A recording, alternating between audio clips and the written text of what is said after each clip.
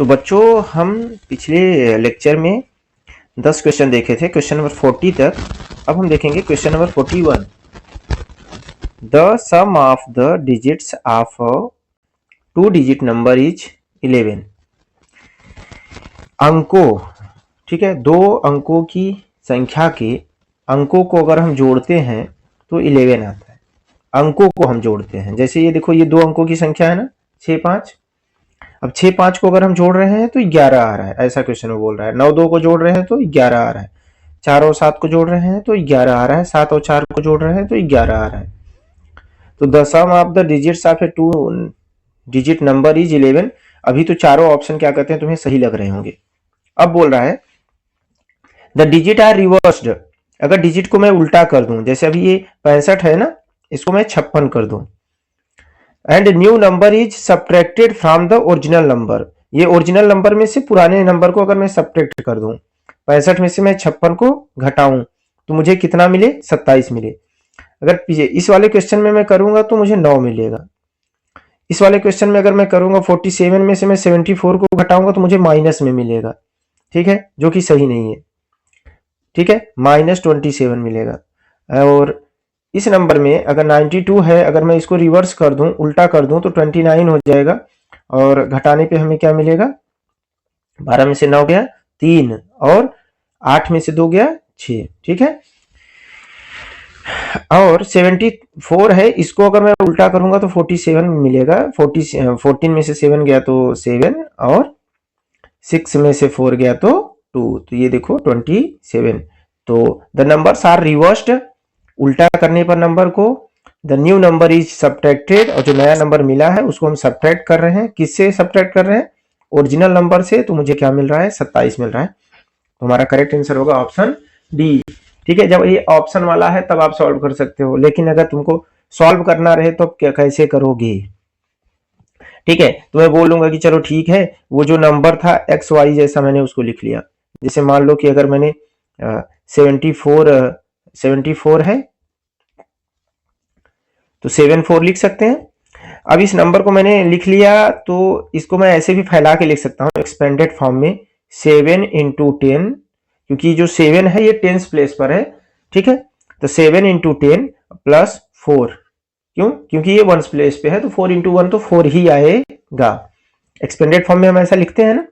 तो ऐसे ही मैं एक्स वाई को लिख लूंगा 10 इंटू एक्स और प्लस वाई, ये मेरा एक नंबर हो गया। अब अगर मैं बेटा इसको रिवर्स, ये ओरिजिनल नंबर था शुरू में जो मैंने लिया था, ओरिजिनल नंबर। इसके बाद मैं इसको रिवर्स्ड कर दूंगा। क्या करूंगा? रिवर्स्ड, उल्टा करूंगा, तो मुझे मिल जाएगा वाई एक्स। अब वाई एक्स की बेटा मैं अगर वैल्यू लिखूंगा, ठीक है, एक्सपेंडेड फॉर्म में, तो अब टेंस प्लेस पर वाई है, तो मैं लिखूंगा 10 इंटू वाई प्लस एक्स, ठीक है। ओरिजिनल नंबर में से रिवर्स नंबर को जब हम सब्ट्रैक्ट कर रहे हैं, ये बेटा ओरिजिनल नंबर है, तो original number 10x plus Y में से मैं सब्ट्रैक्ट करूंगा 10y प्लस x, तो मुझे कितना मिलेगा बेटा? 27 मिलेगा। एक बात और उसने बोला था कि दोनों को जोड़ने पर, मतलब नंबर को जोड़ने पर, डिजिट्स को जोड़ने पर, अंकों को जोड़ने पर, x प्लस वाई को जोड़ने पर कितना आ रहा था? 11 आ रहा था। कितना आ रहा था बेटा? 11 आ रहा था। मैं कहूं कि x इक्वल टू क्या होगा, तो तुम कहोगे 11, y को उस तरफ बेटा हम लेके जाएंगे ना लीनियर इक्वेशन में, तो साइन चेंज हो जाता है। ये जो प्लस y है ये क्या हो जाएगा? माइनस y हो जाएगा। तो x equal to 11 minus y, linear equation, ठीक है। अब हम इसको सॉल्व करते हैं, ब्रैकेट ओपन करते हैं, 10x प्लस वाई, ठीक है, माइनस 10y, और माइनस, ये ब्रैकेट के अंदर जाएगा ना माइनस, तो चेंज हो जाएगा, ठीक है। ये प्लस है तो माइनस, ये भी प्लस है तो माइनस, इक्वल टू 27। अब बेटा 10x में से अगर हम x घटाएंगे तो मुझे क्या मिलने वाला है? 9x। ये y है, माइनस 10y है, तो सब्ट्रैक्ट होगा। 10y में से y घटाओगे तो 9 आता है, लेकिन 10 क्या है? निगेटिव है, तो आंसर हमारा निगेटिव में आएगा। माइनस वाला बड़ा है ना, तो माइनस 9y, जो बड़ा होता है उसी का साइन लगता है, तो यहाँ माइनस वाला बड़ा है, इक्वल टू 27। इसके बाद अगर तुम देखो तो दोनों तरफ से 9 कॉमन ले सकते हो। अगर मैं यहाँ 9 कॉमन ले लूँ ना बेटा, तो यहाँ बचेगा हमें x माइनस वाई। 9 कॉमन लूंगा तो 9 से मैं इसको भी डिवाइड कर दूंगा और इससे इसको भी डिवाइड कर दूंगा। जब 9 से इसको डिवाइड करूंगा तो x मिलेगा, इसको 9 से डिवाइड करूंगा तो y मिलेगा। कॉमन लेने पर हम निकाल लेते हैं, ठीक है, ऐसा समझो, ठीक है। फिर अगर हम अंदर ले जाएंगे तो फिर से हमें 9 1 जा, ठीक है, 9 से x का मल्टीप्लाई करेंगे 9x हो जाएगा, 9 से y को मल्टीप्लाई करेंगे तो 9y हो जाएगा, और यहाँ 27। बेटा 9 से अब मैं लीनियर इक्वेशन है ना, तो दोनों तरफ डिवाइड कर सकता हूँ। मैंने इधर भी 9 से डिवाइड कर दिया या इधर भी डिवाइड कर दिया, चाहे ऐसा काम कर लो तुम, और या ऐसा बोलो कि 9 को मैंने इस साइड भेज दिया, यहाँ मल्टीप्लाई में है बेटा, यहाँ डिवाइड में जाएगा, तो x minus y equal to 27 है, 9 यहाँ पर अपान में आएगा, डिवाइड में आएगा। अब 9 से 27 कट जाता है, 9 3 जा 27, मैं तो डायरेक्ट काटता, 9 1 जा 9 और 9 3 जा 27, दोनों तरफ मन में ही डिवाइड कर देता 9 से, तो मुझे डायरेक्ट मिल जाता है x minus y equal to 3। क्या मिलता है? x minus y equal to 3। हमको ये मिल गया x minus y equal to 3, और तुम्हारे पास पहले इक्वेशन है, याद है ना, चाहे तो तुम इसको x की वैल्यू 11 माइनस वाई डालो, और चाहे, याद है ना, पहला इक्वेशन हमारा था x plus y equal to 11, तो जोड़ लो दोनों को, x plus y equal to 11। बेटा अगर तुम इन दोनों को जोड़ोगे तो प्लस वाई माइनस वाई एक दूसरे को खत्म कर देंगे, जितना प्लस में उतना ही माइनस में, खत्म। x प्लस x बेटा 2x होगा, 11 प्लस 3 बेटा क्या होगा? 14 होगा। सो x की वैल्यू क्या आने वाली है बेटा? 14। ये बेटा यहाँ 2 मल्टीप्लाई में है ना, अब जब यहां से तुम इधर भेजोगे ना तो अपान में जाएगा, कहां जाएगा? अपान में जाएगा, तो यहाँ नीचे आ जाएगा। 2 से 14 को कट करोगे, 2 7 जा 14, तो x इक्वल टू क्या है बेटा? 7। अब x इक्वल टू 7 आ गया तो इक्वेशन में डाल दो, ये देखो x equal to 11 minus y, ठीक है, या फिर ऐसे इसी में डाल दो कि x plus y equal to 11, चलो इसी में डाल देते हैं, x plus y equal to 11 में हम पुट कर देंगे x बराबर 7, तो x बराबर 7 प्लस वाई इक्वल टू 11, तो बेटा y इक्वल टू क्या आने वाला है? y इक्वल टू आना है 11, ये 7 बेटा इस तरफ आएगा तो माइनस हो जाएगा, 11 में से 7 घटाओगे तो क्या आएगा? 4, तो y इक्वल टू 4, तो x इक्वल टू 7 आया, y इक्वल टू 4 आया। याद है हमने ओरिजिनल नंबर जो माना था वो xy ही माना था, ओरिजिनल नंबर xy था, तो अब x लिखो 7 और y लिखो 4, ठीक है, तो ये क्या हो गया? 74। ये दिखाने के लिए है, कुछ लोग ऐसा मत समझ लेना कि x इंटू वाई, ठीक है,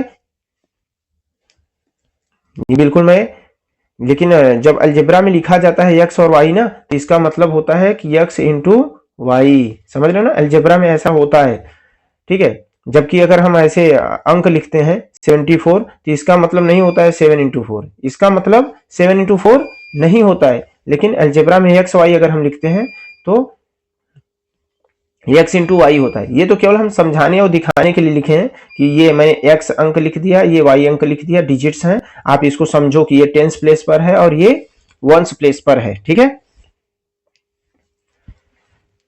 तो हमने x और y बोला था, तो उस हिसाब से 74 सही है, ठीक है।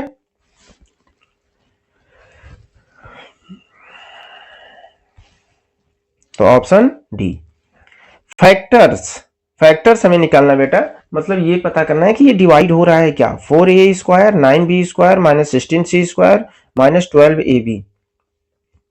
बेटा तुम लोगों को हमने क्या कहते हैं a प्लस बी का होल स्क्वायर बताया, हमने a माइनस बी का भी होल स्क्वायर बताया, हमने a square minus b square का भी होल स्क्वायर बताया, ठीक है। तो ये तुम्हारे सिलेबस में आ चुका है, तो इसका यूज होगा, कई क्वेश्चन इस पर आएंगे। ये क्वेश्चन भी कुछ इसी तरह से बना हुआ है, ठीक है, फैक्टराइज करना है। लेकिन चलो पहले क्या करते हैं, ध्यान से अगर देखो तो ये 4a स्क्वायर है, 4a स्क्वायर का मतलब क्या है? 2a का होल स्क्वायर। अब 2a इंटू 2a दो बार अगर करोगे तो 2 2 जा 4 और a स्क्वायर, तो देखो 4a स्क्वायर क्या है? 2a स्क्वायर है। बेटा 9b स्क्वायर क्या है? 9b स्क्वायर का मतलब क्या है? 3b इंटू 3b, तब तो 9b स्क्वायर आया, तो 3 3 जा 9, 9b स्क्वायर, तो इसको हम लिख सकते हैं 3b का होल स्क्वायर, ठीक है। और 12ab कब आ रहा है बेटा? 2 इंटू 2a इंटू 3b अगर मल्टीप्लाई करो तो 2 2 जा 4, 4 3 जा 12, तो 12ab आ रहा है। तो ये तो ठीक है, चलो इसको हम लिख लेते हैं 4a स्क्वायर 9b स्क्वायर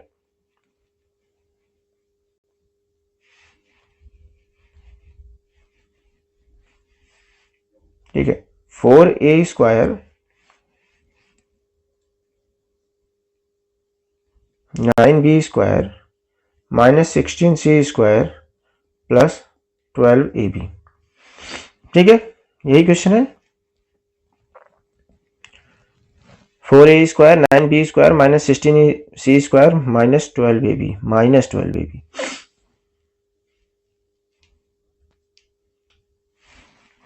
तो बेटा हम 4a² को लिख देंगे 2a का होल स्क्वायर। ठीक है, समझाया हूं अभी।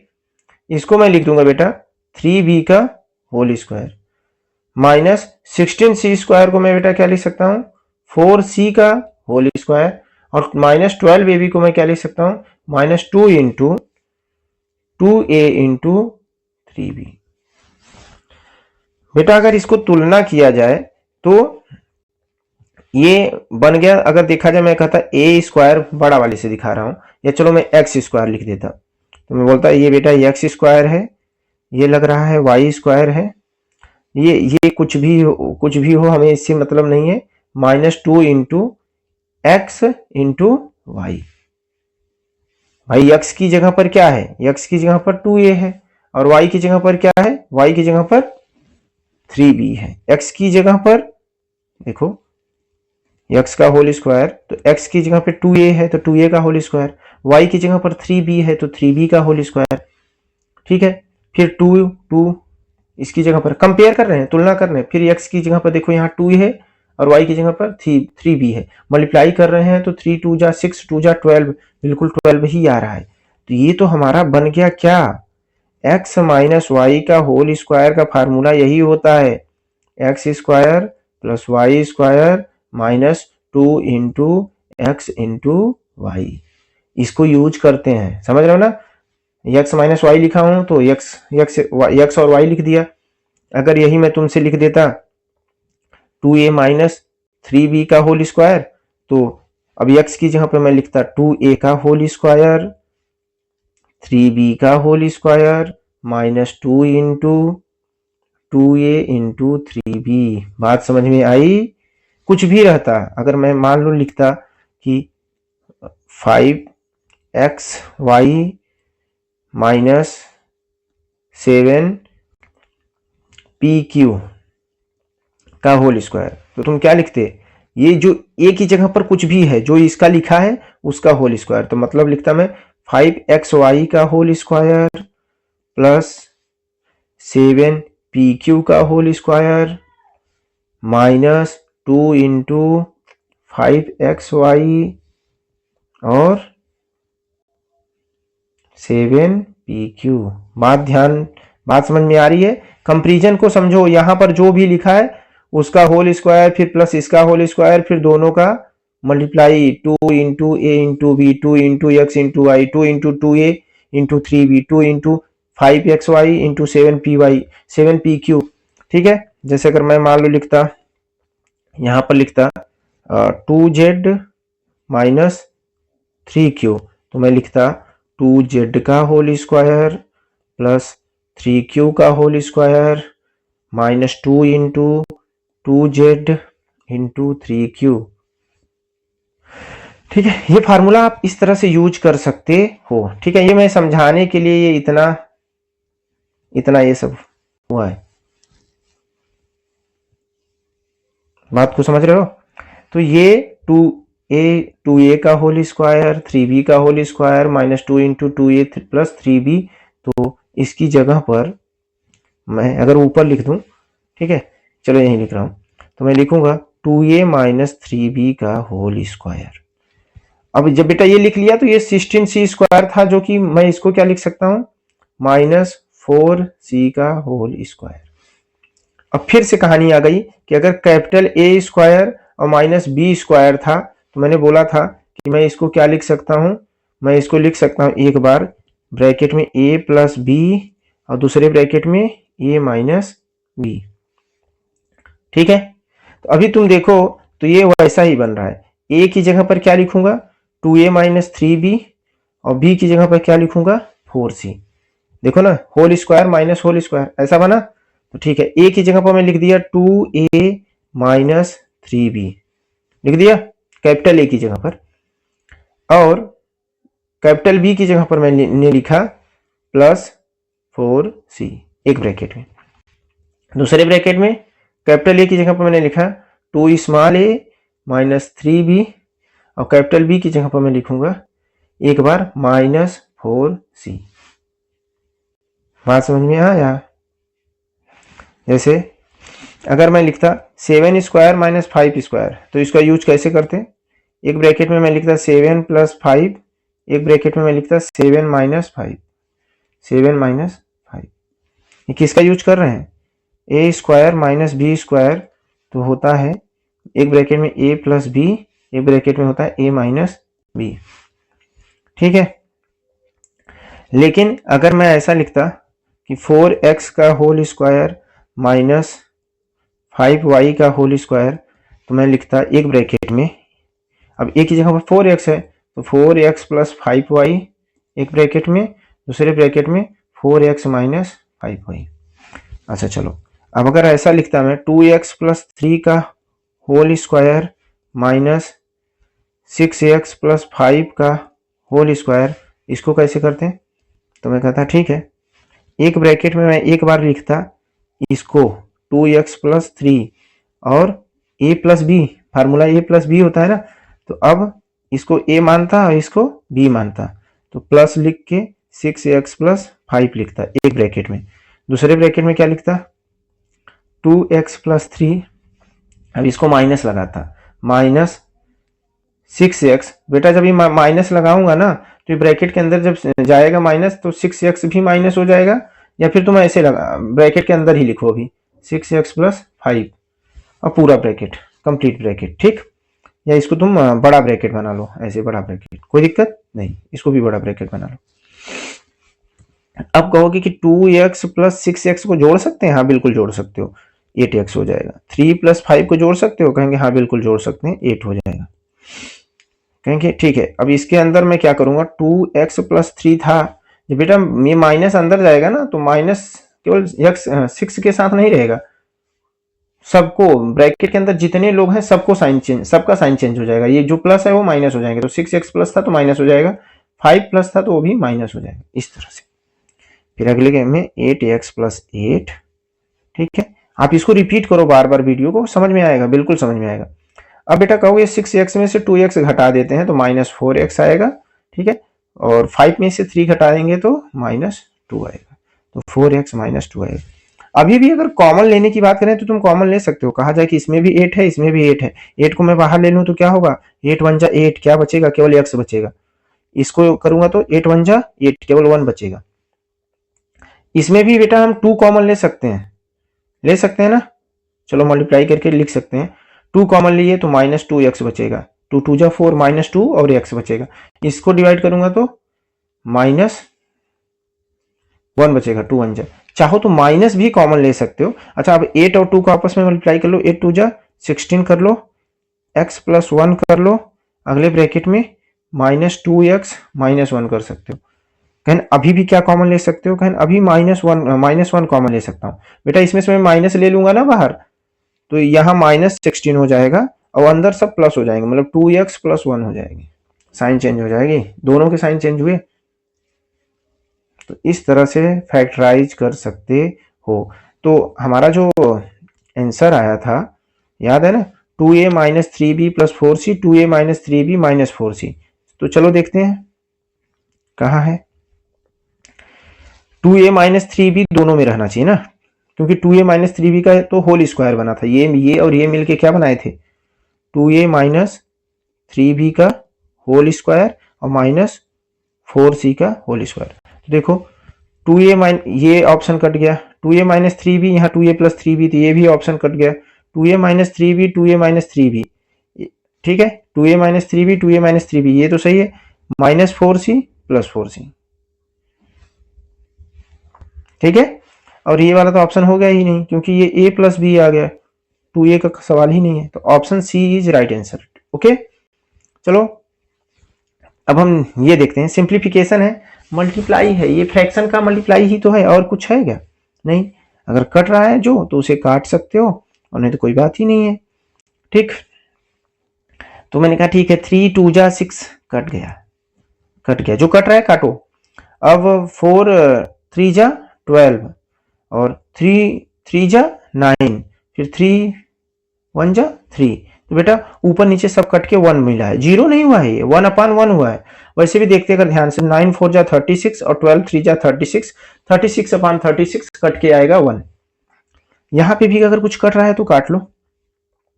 कहना हाँ 3 से कट रहा है, 3 2 जा 6, 3 5 जा 15। कहन और कट रहा है, कहन 5 1 जा 5, 5 1 जा 5। कहन ऊपर 2 बचा बेटा और नीचे 13 बचा। ठीक है, अब यहां पर ध्यान दो तो 5, ठीक है, अब 11 2 जा 22, यही मिला है, -1 और प्लस यहाँ 2 है बेटा और नीचे कितना है 13 है, तो 2/13। बेटा एलसीएम लोगे तो ये दोनों के बीच में कोई भी कॉमन फैक्टर नहीं है, मतलब एलसीएम आएगा 22 × 13, 22 × 13 मतलब कि 5/22 लिख लो, -1/1 लिख लो, और तुम्हें नीचे यहाँ पर इसके साथ 13 का मल्टीप्लाई कर दो, क्योंकि एलसीएम यही आएगा 22 × 13, माइनस इसको 22 × 13 ऊपर भी मल्टीप्लाई और नीचे भी मल्टीप्लाई कर लो, क्योंकि डिनोमिनेटर सेम बनाना है ना अब सबका, तभी तो जोड़ सकते हैं या घटा सकते हैं। प्लस फ्रैक्शन में तभी तो जोड़ घटा सकते हैं। अब ये 13 था तो इसमें ऊपर नीचे कहाँ से मल्टीप्लाई करोगे 22 से, तो देखो 13 × 22, 13 × 22 या 22 × 13 एक ही बात है, सबके डिनोमिनेटर सेम हो गए। अब ऊपर ऊपर जोड़ लो, 13 5 जा 65, अब इसका मल्टीप्लाई करो कितना आ रहा है, 13 2 जा 26, 2 कैरी, 13 2 जा 26 और 2 28, -286 और 22 2 जा 44, और नीचे बेटा इन्हीं का तो मल्टीप्लाई करेंगे तो आएगा 286। अब बेटा जोड़ लो, जो पॉजिटिव है इनको जोड़ लो, 5 4 9 और 6 4 10, ठीक है, -286/286। अब सब्ट्रैक्ट कर लो, 286 में से 109 को सब्ट्रैक्ट कर लो। अब कहोगे 16 में से 9 जाएगा तो क्या आएगा 7 आएगा, तो यहाँ बेटा 7 बचेगा ना, कैरी तो ले लिया है, 7 में से 0 जाएगा तो 7 बचेगा, और वो 2 में से 1 जाएगा तो 1 बचेगा, और माइनस लगा के ना, क्योंकि -286 है तो माइनस वाला बड़ा है, तो -177/2, जो ज्यादा निगेटिव में है उसका आंसर निगेटिव में ही आएगा, निगेटिव वाला अगर बड़ा है और पॉजिटिव वाला छोटा है, -177/286, ऑप्शन ए। ठीक है, जब प्लस और माइनस रहे तो नॉर्मल सब्ट्रैक्ट करो, प्लस वाला बड़ा है तो हमारा आंसर प्लस में आएगा, और अगर माइनस वाला बड़ा है तो हमारा आंसर माइनस में आएगा। यहाँ पर माइनस वाला बड़ा है, निगेटिव ज्यादा है, -286 है, पॉजिटिव वाला उसको पॉजिटिव बना नहीं पाएगा। ठीक है, तो इस तरह से कर पाओगे क्वेश्चन। तो क्यूब रूट निकालना है बेटा, तो अभी तुमको लग रहा है ये क्यूब रूट क्या है, स्क्वायर रूट तो पढ़ा, स्क्वायर रूट, क्यूब रूट, पहले इसको चलो सॉल्व करो। 8 3 जा क्या होता है 24, 24 में 3 जोड़ोगे क्या होगा 27, 27/8 माइनस लगा के। अब तुमको स्क्वायर रूट का मतलब समझाते हैं बेटा, ये ऐसे रूट बना होता है। स्क्वायर रूट में क्या होता है कि अगर 2 × 2 2 बार है तो उसमें से एक अंक बाहर निकल आएगा। यहाँ पर 2 लिखते भी हैं नहीं भी लिखते हैं, लेकिन क्यूब रूट में लिखते हैं, और क्यूब रूट है बेटा कि अगर इसके अंदर क्या करते हैं 2 × 2 × 2 अगर 3 बार ट्रिपलेट बनाएगा तब जाके एक 2 बाहर निकलेगा। ओके, तो बेटा ये जो 27 है ना, 27 को अगर देखा जाए तो ये 3 × 3 × 3 है, और जो 8 है बेटा ना ये 2 × 2 × 2 है। देखो 3 3 जा 9, 9 3 जा 27, 2 2 जा 4, 4 2 जा 8। अब बेटा माइनस है तो -3 × -3 × -3 करो, क्या आएगा माइनस माइनस एक बार प्लस आएगा और फिर प्लस वाला माइनस से मल्टीप्लाई होकर माइनस ही हो जाएगा। ठीक है, तो ये आएगा -27/8 मल्टीप्लाई करने पर। अब बेटा इनका क्यूब रूट लेने को कह रहा है, तो मतलब इनको क्यूब रूट में कर दो, ऐसे लिख दो, क्यूब रूट में कर दो, -3/2 मल्टीप्लाई -3/2 मल्टीप्लाई -3/2। अब क्यूब रूट की खासियत यह है कि अगर ट्रिपलेट बना तो इसमें से एक अंक बाहर निकल के आएगा। ठीक है, एक सेट, तो -3/2 बाहर निकल के आएगा, ये इसका क्यूब रूट होगा। -27/8 का क्यूब रूट कौन होगा -3/2। बात समझ में आई?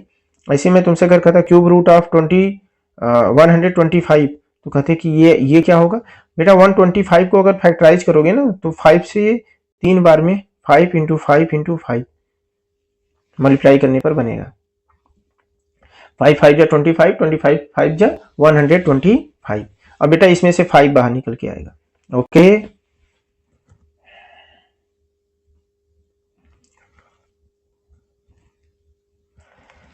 विच of the following is the cube root of, कौन है इसमें 0.027 का क्यूब रूट। अच्छा बेटा 0.027 देख नहीं रहे हो, 3 अंकों पर क्या कहते हैं दशमलव लगाए। बेटा अगर मैं एक चीज का ध्यान देना कि 1 इंटू 1 करूं तो 1 आएगा, लेकिन अगर मैं 1 इंटू 1 करूं तो ये जानते हो क्या आएगा, 1 तो आएगा लेकिन ये 2 प्लेस पर दशमलव लगाना पड़ेगा तो ये आएगा 0.01। अगर मैं 1 इंटू 1 करूं 3 बार तो 1 तो आएगा, 1 1 जा 1, लेकिन 3 प्लेस पे दशमलव लगाना पड़ेगा तो हम 0 अपने ऑटोमेटिक बढ़ा लेंगे और कहेंगे 0.001।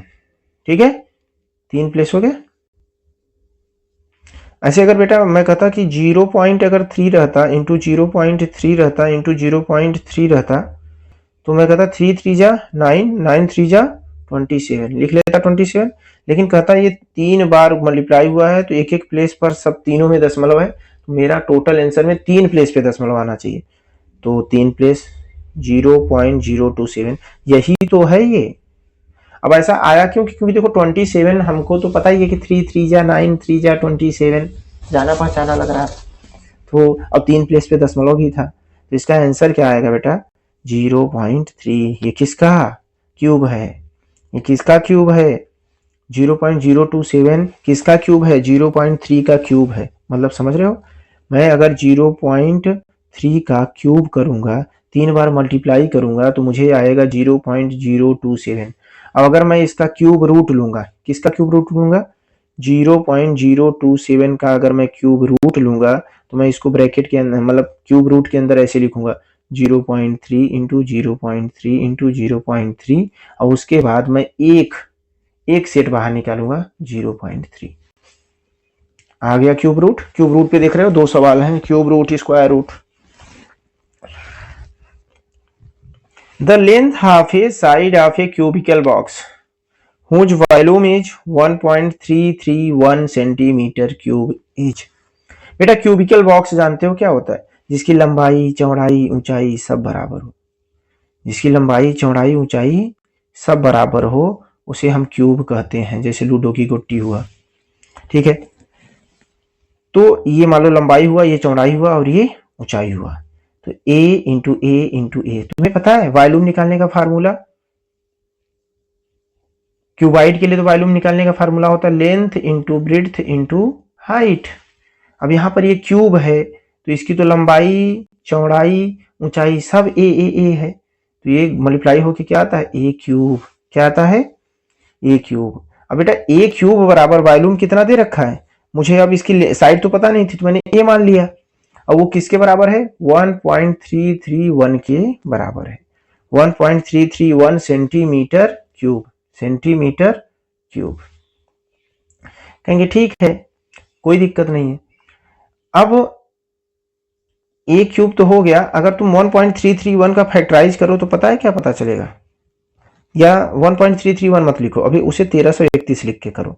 बेटा ये 11 से कट रहा है, 11 1 जा 11, फिर 2 बचेगा, 13 में से 11 घटाएंगे तो 2 और 3 मिलके 23 बनेगा, तो 11 2 जा 22 और फिर 1 बचेगा, 11 1 जा 11 1 1, फिर 11 से कट करेंगे तो 11 1 जा 11, फिर 11 1 जा 11, फिर 11 से, तो बेटा मतलब 1331 रहता तो ये 11 इंटू 11 इंटू 11 है, और ये क्या है 1.331 है तो 3 प्लेस पे दशमलव है, तो इसका मतलब है ये 1.1 इंटू 1.1 इंटू 1.1 है, इसका मतलब ये 1.111 का क्यूब है। मतलब ऐसा हम लिख सकते हैं कि ए क्यूब इक्वल टू 1.11 का क्यूब। अब बेटा दोनों तरफ से क्यूब गायब कर दो तो ए बराबर क्या आया 1.1 सेंटीमीटर, और यही तो पूछ रहा था कि उसकी लेंथ क्या होगी साइड, क्यूबिकल जो क्यूब है उसका साइड का लेंथ क्या होगा 1.1 सेंटीमीटर, तभी उसका वॉल्यूम आएगा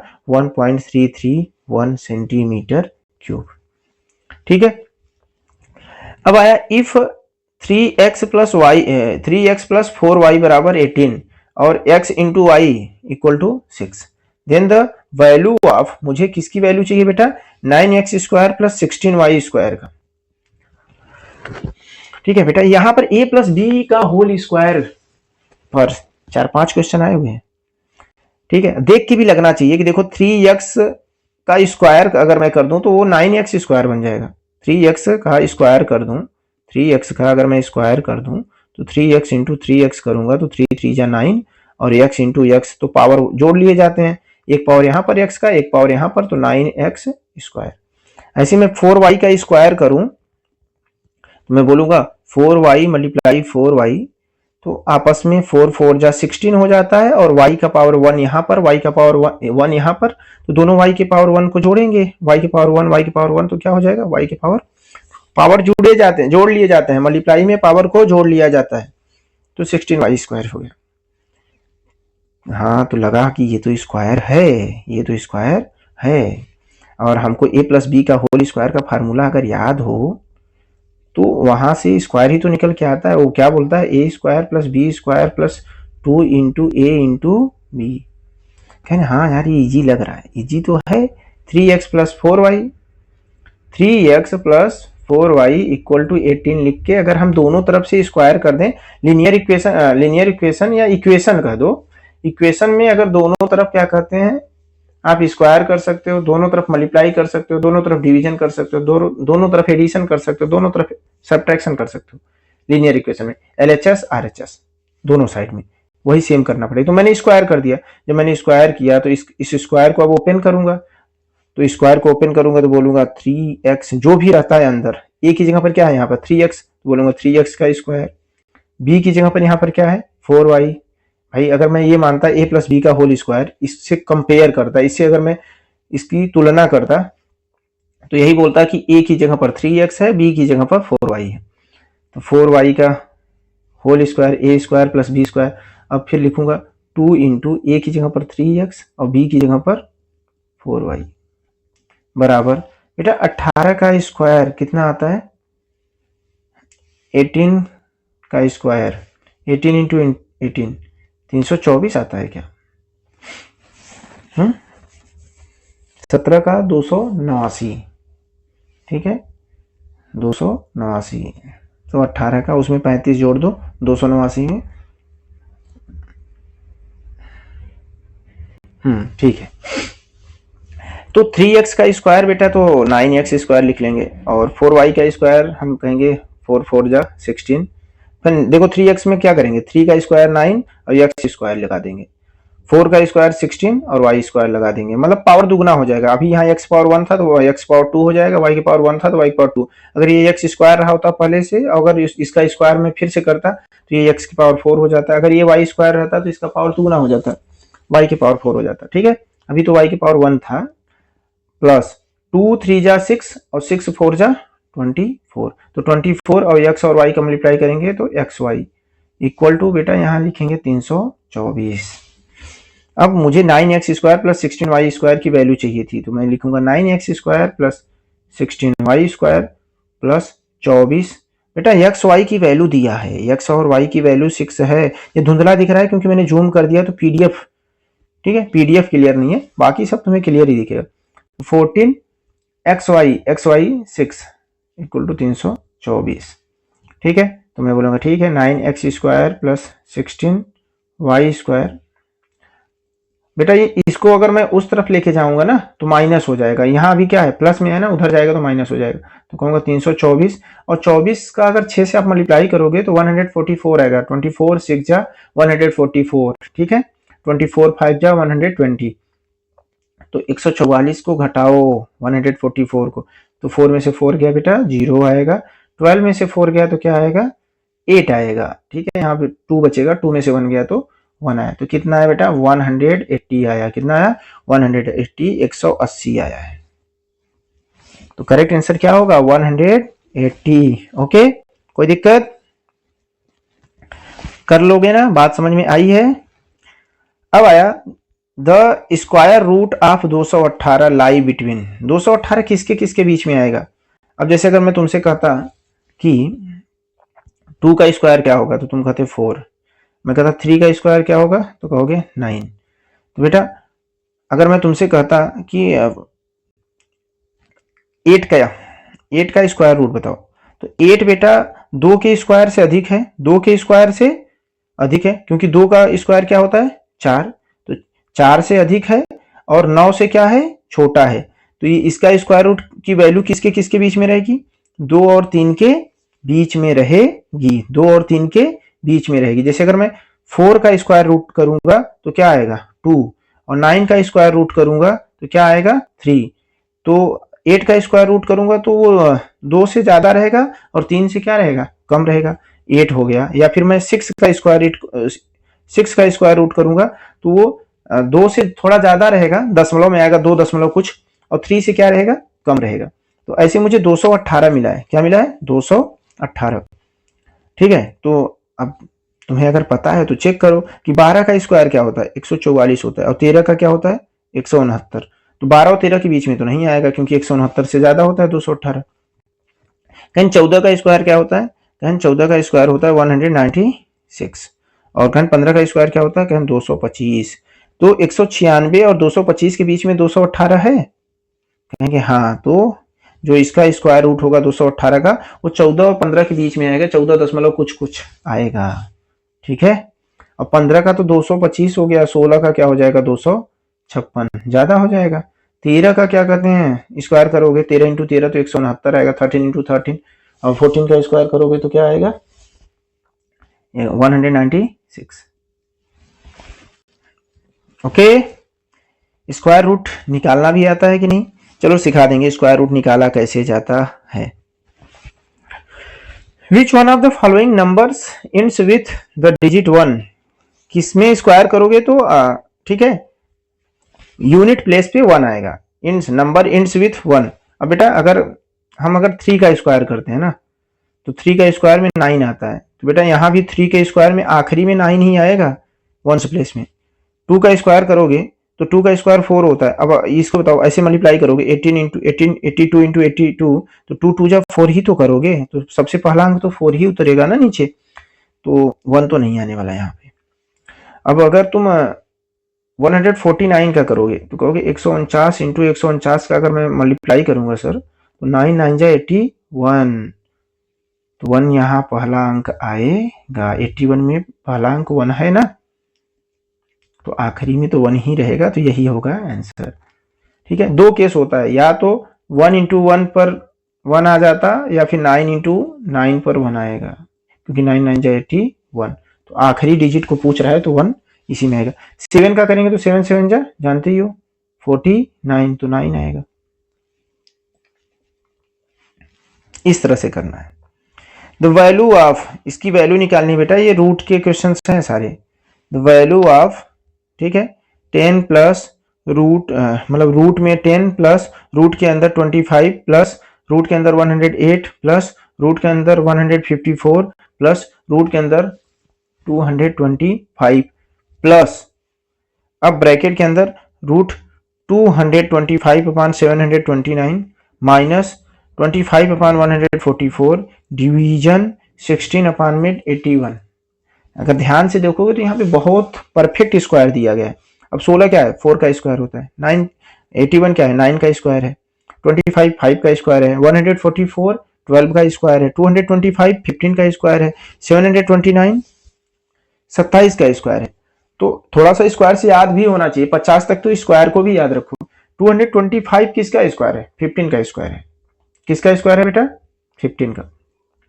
मतलब अगर मैं इसको चाहूं तो इसको मिटा के इसको मैं बाहर हटा दूंगा, 225 में से बाहर निकालूंगा तो क्या निकल के आएगा 15 निकल के आएगा, रूट हट जाएगा। तो 15 और 154 को जोड़ूंगा बेटा ना तो 169 आएगा।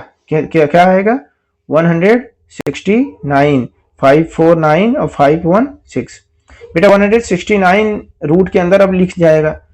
अब इसको मैं जब 169 को गायब करूंगा तो उसकी जगह पर मैं 13 लिखूंगा, क्योंकि 169 13 का स्क्वायर है। तो जब 13 का ये पूरा गायब हो जाएगा, ये 13, अब ये इसकी जगह पर क्या बनेगा, 13 बन जाएगा। 13 और 108 को जोड़ो, 13 और 108 को जोड़ोगे तो जानते हो क्या आने वाला है, 121 8 3 11 112 121 121 11 का स्क्वायर होता है। किसका स्क्वायर होता है, 11 इंटू 11 का। तो बेटा अब इसकी जगह पे 121 है, ये पूरा गायब करोगे तो मुझे क्या मिलने वाला है, 11। अब बेटा 25 और प्लस 11 को जब जोड़ोगे तो आएगा 36। 36 बेटा 6 का स्क्वायर है, मतलब पूरा आइटम गायब करोगे तो 6 मिलेगा मुझे। और 10 और 6 बेटा जोड़ोगे तो 16 होता है। कितना होता है, 16। 16 4 का स्क्वायर है, मतलब ये पूरा यहां से लेके यहां तक गायब होने के बाद मुझे क्या मिलने वाला है, 4। क्या मिलने वाला है, 4 आया। अब नीचे वाले को कर लो, ये पूरा आइटम गायब करने के बाद मुझे 4 मिला। अब नीचे वाले को कर लो, 225 अपन 729 है बेटा, ये 225 मतलब 15 है, और 729 का मतलब क्या है बेटा, 27 है। माइनस 25 बेटा 5 है, और 144 क्या है बेटा, 12 है। ब्रैकेट के अंदर कर लो, डिवीजन 16 क्या है बेटा, 4 का स्क्वायर है, 81 क्या है, 9 का स्क्वायर है। अब बेटा ब्रैकेट के अंदर को पहले सॉल्व कर लो, तो अगर सॉल्व करोगे तो कहोगे 3 5 जा 15 और 3 9 जा 27। ठीक है, तो कटने के बाद मुझे 5/9 मिलेगा। क्या मिलने वाला है, 5/9। अब एलसीएम ले लोगे तो 12 और 9 का एलसीएम 36 आएगा। तुम कहोगे 9 में 4 का मल्टीप्लाई करेंगे तब 36 बनेगा, और 12 में काहे का करेंगे, 3 का करेंगे तब 36 बनेगा। तो मुझे क्या मिलने वाला है, 5 चौक 20/36 माइनस 5 तिहाई 15/36, और ब्रैकेट के बाहर भाग में 4/9। 20 में से 15 घटाएंगे तो क्या आएगा, 5 आएगा। तो 5 5 36। ये बेटा भाग का साइन है ना, गुणा में बदलने के लिए उल्टा करना पड़ेगा, मतलब 9 ऊपर और 4 नीचे। 9 से 36 को काटेंगे, 9 चौक 36, 4 बार में कट जाएगा। तो बेटा ऊपर केवल 5 बचेगा और नीचे 4 4 जा 16 बचेगा, तो 5/16 आ जाएगा। और पता है इसको पूरा सॉल्व किए थे तो 4 आया था, तो 4 प्लस 5/16 आया। ठीक है, अब चाहे तो ऐसे मल्टीप्लाई कर लें, 16 4 जा 64 और प्लस 5 क्या होगा, 69। 69 अपान में 60, 69 अपान में 16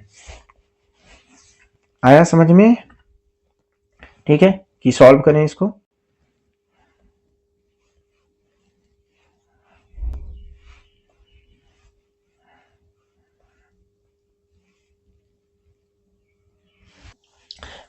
तो ठीक है, तो ये हमारा क्वेश्चन था। ठीक है, समझाने के लिए तुम लोगों को फिर से इसको हमने कॉपी किया है। तो अब 225 है ना बेटा, तो इसकी जगह पर इसको हम ऐसे डस्ट कर दें, और 225 की जगह पे हम क्या लिख सकते हैं, 15 लिख सकते हैं, 15 का स्क्वायर है। अब जोड़ो इनको, तो कहोगे 5 4 9 और 5 1 6 और 169 आएगा। 154 और 15 को जोड़ोगे तो कितना आएगा, 169। तो मैं इसको डस्ट करके 169 लिख सकता हूँ। फिर अब बोलूँगा कि 169 जो रूट में है वो 13 इंटू 13 है। मल्टीप्लाई करके देखना, 13 इंटू 13, 13 का स्क्वायर 169 होता है। तो कहेंगे इसको हटा के, अब रूट के अंदर से जब 13 इंटू 13 है तो ये रूट हट जाएगा, और क्या निकल के आएगा, केवल 13 आएगा। फिर इनको मैं जोड़ूंगा जब 108 और 13 को, तो ये बन जाएगा 121। क्या बन जाएगा, 121।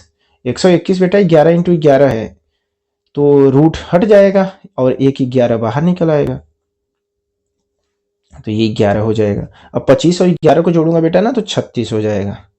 क्या हो जाएगा, 36। और 36 का मतलब है 6 इंटू 6, तो एक 6 बाहर निकल आएगा, और ये रूट हट जाएगा, ये रूट हट जाएगा, तो ये 6 हो जाएगा। अब 10 6 16 16, 16 बेटा ना 4 का स्क्वायर है, 4 इंटू 4, तो ये रूट हट जाएगा और 4 बाहर निकल आएगा। बात समझ में आया, तो इतना जोड़ना 4 आएगा, और इसको तो हमने बताया ही। ठीक है, 225 मतलब 15 का स्क्वायर, 729 मतलब 27 का, कर लोगे ना।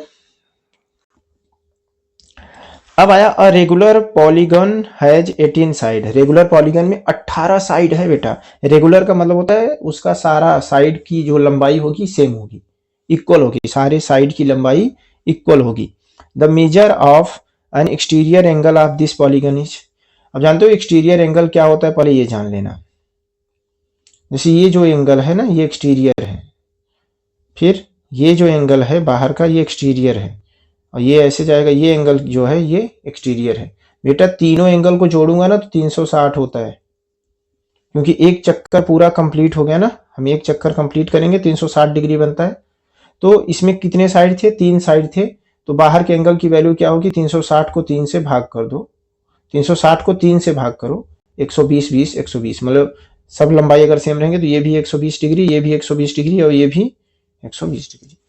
अब अगर ऐसे ही पॉलीगन हम 4 साइड वाला बनाएंगे तो यहाँ क्या रहेगा, ये एक्सटीरियर एंगल है, फिर ये एक्सटीरियर एंगल है, फिर ये एक्सटीरियर एंगल है, फिर ये क्या है, एक्सटीरियर एंगल है। सब 90 90 90 के रहेंगे, तो 360 को हम कहाँ से भाग करेंगे, 4 से। ऐसे ही अब 18 साइड वाला पॉलीगन है तो उसको 360 को हम किससे भाग करेंगे, 18 से। किससे भाग करेंगे, 18 से। तो 18 दूना 36, 20 डिग्री के बाहर बाहर वाले एंगल रहेंगे। जो बाहर के एंगल रहेंगे वो कितने के रहेंगे, 20 के, क्योंकि हम एक साइकिल घूम रहे हैं ना। ये एंगल उसके बाद यहीं से तो शुरू हो रहा है। इस एंगल को अगर मैं मोड़ता ना तो ये यहीं से शुरू हो रहा है, यहीं से अगला एंगल ऐसे हो जाता और उसके बाद यहां से ये ऐसे कंप्लीट 360। ठीक है। ये जो बाहर के छोटे छोटे एंगल है ना, इनको अगर मैं ला के एक ही लाइन पे ऐसे अरेंज करूंगा तो बस एक गोला कंप्लीट करेंगे ये। और एक गोला कंप्लीट करना मतलब 360 डिग्री होना, 360 डिग्री होना। तो कितना भी साइड है, अगर मैं कहता कि 10 पॉलीगन वाला होता, 10 साइड होते उसमें, तो कहते 360 डिवाइडेड बाई 10, 36 डिग्री का होता। मैं कहता 6 साइड वाला रहता तो 360 डिवाइडेड बाई 6 कितने का होता, तो बोलते 6 6 36, 60 60 डिग्री के होते। मैं कहता 5 साइड वाला रहता तो 360 डिवाइडेड बाई 5, 5 7 जा 32, 5 7 जा 35 और 1 0 10, तो 5 2 जा 10, तो 72 डिग्री के होते। बात समझ में आई। Exterior angle. इंटीरियर अगर बात करता, किसकी बात करता, इंटीरियर एंगल की बात करता, तो फार्मूला होता है n-2 इंटू 180 डिग्री। जितने साइड रहेंगे, अगर इंटीरियर एंगल की बात करेगा तो n-2 180 डिग्री। ठीक है। n होता है नंबर ऑफ साइड। अब जैसे ट्रायंगल को ही ले लो, तो ट्रायंगल में, ठीक है, और वो n-2 इंटू 180 डिग्री, उसमें क्या निकल के आएगा, उसमें निकल के आएगा कि उसके अंदर के सारे एंगल का जोड़ कितना होगा, n-2 इंटू 180। उसको भी मुझे n से भाग करना पड़ेगा, तब जाके एक एंगल की वैल्यू निकल के आएगी। अब जैसे कि ट्रायंगल के लिए अगर मैं लिखता तो कहता 3 - 2, ठीक है, इंटू 180 अपान में 3, तो 3 में से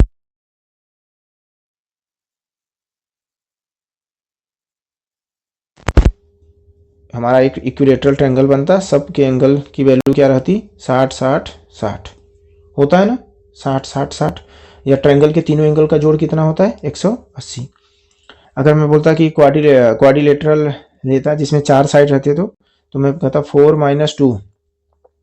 4 - 2 का मतलब ये यहाँ n की जगह में 4 रखता, 4 - 2 अपान में 4 इंटू 180 डिग्री, तो कितना आता, 4 में से 2 घटाते बेटा तो 2 आता ना, तो 2/4 ये कट जाएगा तो 1/2 आएगा। 1/2 को इससे 180 से काटेंगे तो ये 90, मतलब कि सारे एंगल कितने के रहेंगे, 90 के रहेंगे, स्क्वायर बनाएगा। ठीक है। तो इन एक्सटीरियर एंगल के लिए फार्मूला है 360 अपान में n, इंटीरियर के लिए है n-2 अपान में n into 180 degree. Interior angle के लिए ये है इंटीरियर एंगल के लिए फार्मूला, ये है एक्सटीरियर, जहां पे n है नंबर ऑफ साइड, पॉलीगन में कितने साइड हैं। The area of A square, area square का एरिया है बेटा 4x square plus 4x plus 1। अभी तक हमारा सेंटीमीटर स्क्वायर मतलब बोलता था 16 सेंटीमीटर स्क्वायर, 25 सेंटीमीटर स्क्वायर, या कुछ भी सेंटीमीटर स्क्वायर संख्या देता था, कर लेते थे। ठीक है, बड़े आराम से कर लेते थे। अब इस बार तो 4x square plus 4x plus 1 दे दिया, अल्जेब्रिक एक्सप्रेशन दे दिया। द पेरीमीटर ऑफ स्क्वायर क्या होगा, पेरीमीटर ऑफ स्क्वायर क्या होगा। अब जैसे अगर मान लो, अगर कहता कि कोई स्क्वायर है जिसका एरिया 100 सेंटीमीटर स्क्वायर है, कितना है 100 सेंटीमीटर स्क्वायर है, तो स्क्वायर का फार्मूला होता है ए स्क्वायर, क्योंकि इस स्क्वायर की एरिया का फार्मूला ए स्क्वायर इसलिए होता है क्योंकि इसकी लंबाई और चौड़ाई सेम होती है, तो ए इंटू ए, तो ए स्क्वायर बराबर 100 सेंटीमीटर स्क्वायर, तो मतलब 10 का स्क्वायर, तो ए बराबर क्या आ जाता था 10 आ जाता था। जब ए बराबर 10 आ जाता था तो हम पेरीमीटर निकाल लेते थे 4 इंटू ए करके, क्योंकि 4 साइड है ना, पेरीमीटर का मतलब है चारों साइड को जोड़ना, तो 4 इंटू 10, तो वहां से 40 आ जाता था पेरीमीटर। लेकिन अब कैसे निकालेंगे 4x square plus 4x plus 1, जरूर ये भी किसी का स्क्वायर होल स्क्वायर बनेगा, ये ध्यान से तुम्हें देखना है। 4x square plus 4x plus 1 को ध्यान से देखो, तो तुम कहोगे 4x square plus 4x plus 1, 4x square sir 2x का होल स्क्वायर है, हाँ है, और 4x को हम लिख सकते हैं सर 2 इंटू 2x, और चाहे तो 1 का भी मल्टीप्लाई कर दें, तो 2 इंटू 2x इंटू 1, और सर 1 को हम 1 का स्क्वायर लिख सकते हैं, कहना हाँ, तो ये हमारा बन गया ए square plus 2 into A into B और प्लस बी स्क्वायर, तो ये तो बन गया ए प्लस बी का होल स्क्वायर, इसका मतलब 2x प्लस 1 का होल स्क्वायर।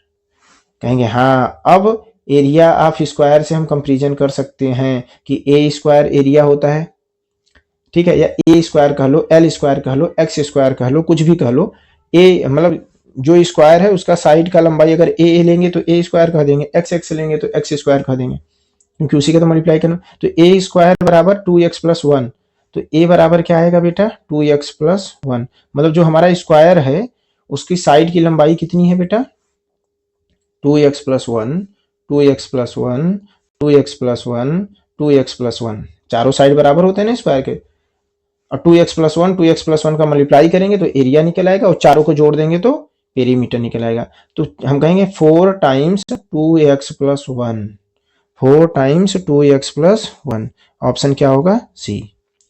ठीक है, बात समझ में आई।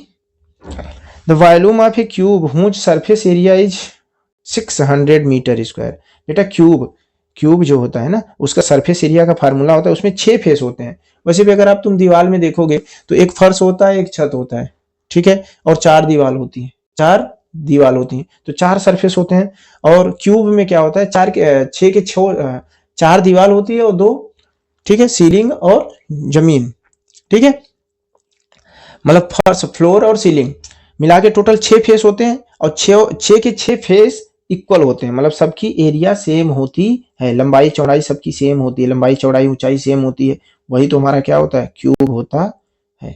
6 फेस होते हैं, ये 1 फेस, 2 फेस, 3 फेस, ये इधर से 4 फेस, ये 5 फेस, समझ रहे हो ना, और 6वां फेस ये जो सामने वाला है ये 6वां फेस, तो 6 फेस होते हैं इसमें टोटल, ठीक है, और तो हम एरिया क्या आती है, एक फेस की area A into A square होती है, तो 6a square, total surface area क्या होती है 6a स्क्वायर, बराबर हम लिखेंगे 600, फार्मूला अगर याद होगा तो।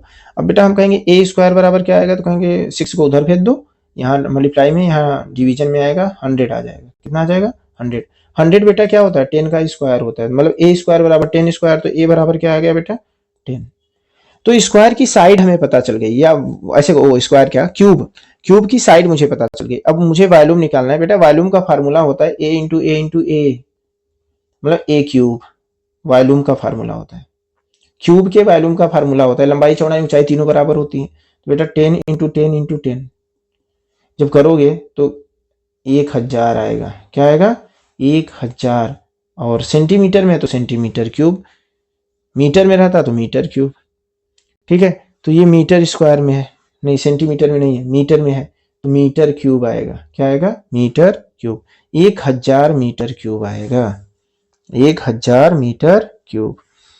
The area of an equilateral triangle is, the area of an equilateral triangle is, equilateral triangle की एरिया क्या आएगी, तुमने पढ़ा होगा, ट्रायंगल में पढ़ा होगा कि इक्विलेटरल ट्रायंगल क्या होता है।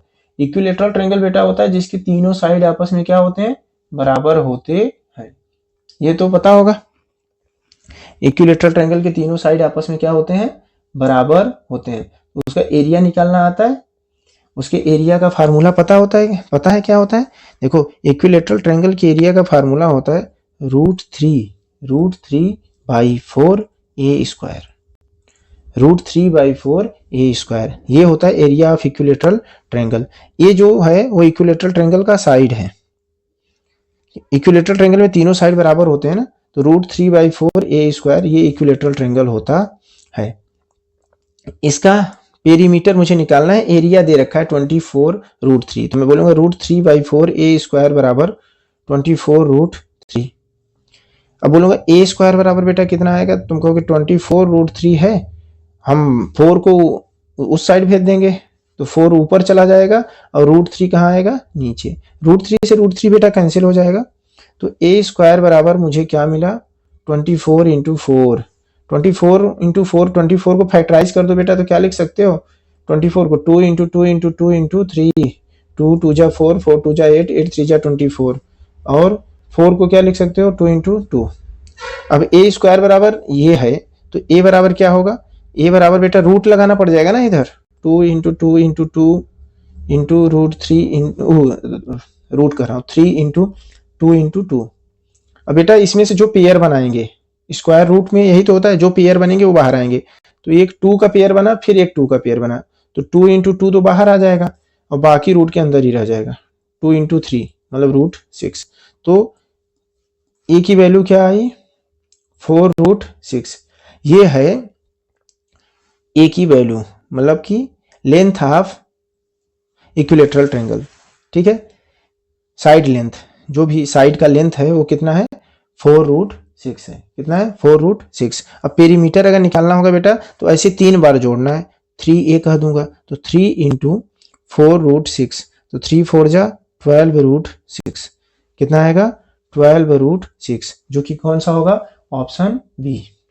आया समझे? अब अच्छा, इक्विलेटरल ट्रायंगल की एरिया निकालते कैसे हैं? ठीक है, अब अगर ये बात हम करें तो बेटा ये भी 60 डिग्री का होता है, ये भी 60 डिग्री का होता है, ये भी 60 डिग्री का होता है। अगर यहाँ से हम ऐसे परपेंडिकुलर खींचेंगे ना तो ये बिल्कुल बीचों बीच इसको कट करेगा। क्या करेगा? कट करेगा, और ये 90 डिग्री का रहेगा। अब जब ये हम कर लेंगे बेटा तो ये बीचों बीच कट करेगा, तो ये अभी टोटल लंबाई कितनी थी? ए थी, तो अब ये बन जाएगा a/2। कितना है? केवल इतना, आधा। ये क्या है बेटा? कहेंगे ये ए है, कहेंगे ये हाइट पता करो। तो पाइथागोरस जानते हो ना, Pythagoras theorem. Pythagoras theorem triangle, right angle triangle के लिए होता है। राइट एंगल ट्रायंगल ये बोलता है कि अगर मैंने बेटा इसको बेस बोला, इसको हाइट बोला, ठीक है, या परपेंडिकुलर बोला, क्या बोला?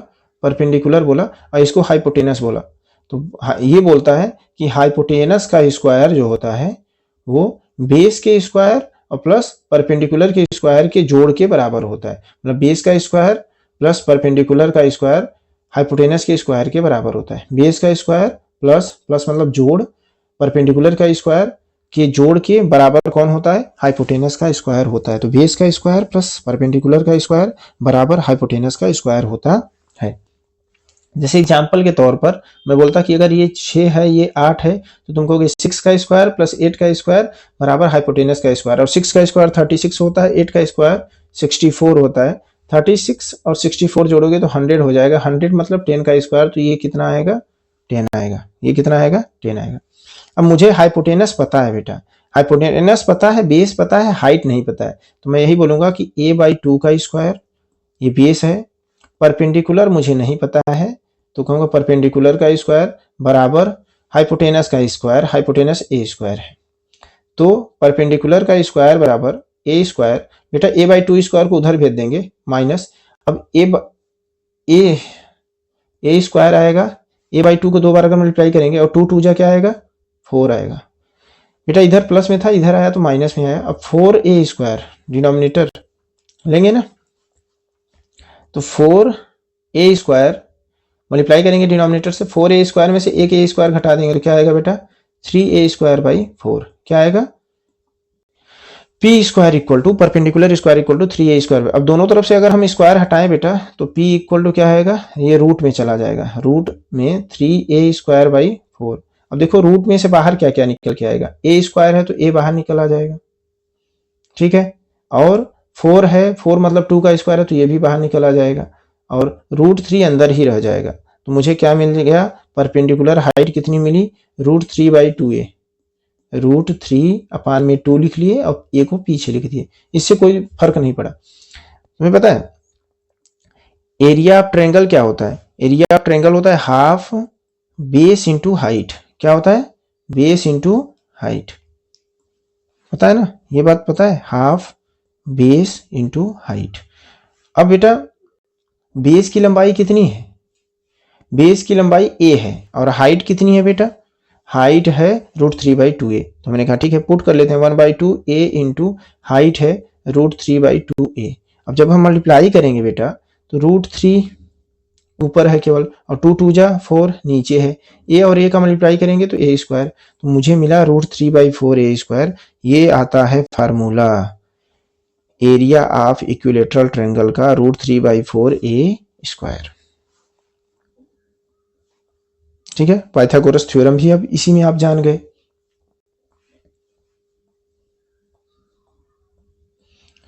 क्वेश्चन नंबर 55 है बेटा, ABCD is a rhombus, ABCD एक रंबस है जिसमें कि एंगल A बराबर 80 डिग्री है and the measure of angle CAD की वैल्यू बतानी है। CAD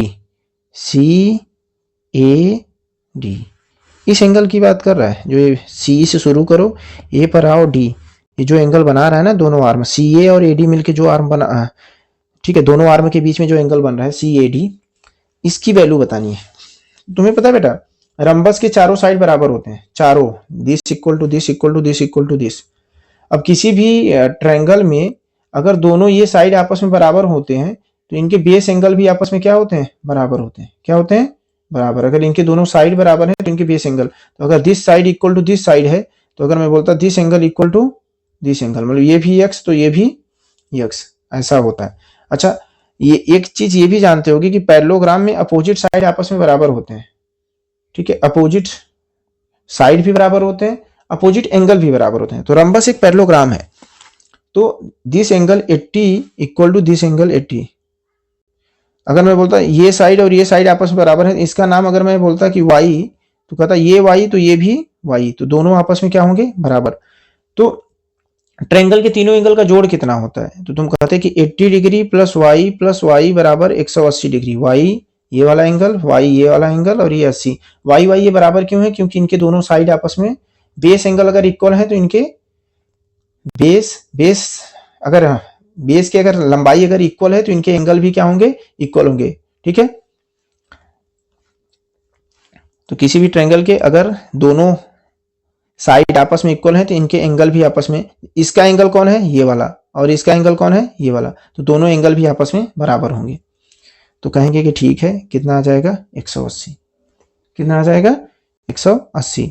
so 2y equal to 180 minus 80, तो कितना आएगा बेटा, 100। कितना आएगा, 100। सो y इक्वल टू बेटा क्या होगा, 100/2, तो कटने पर कितना आया बेटा, 50। मतलब बेटा ये 50 का और ये भी 50 का होगा, दोनों 50-50 डिग्री के होंगे, दोनों 50-50 डिग्री के होंगे। बात समझ में आई।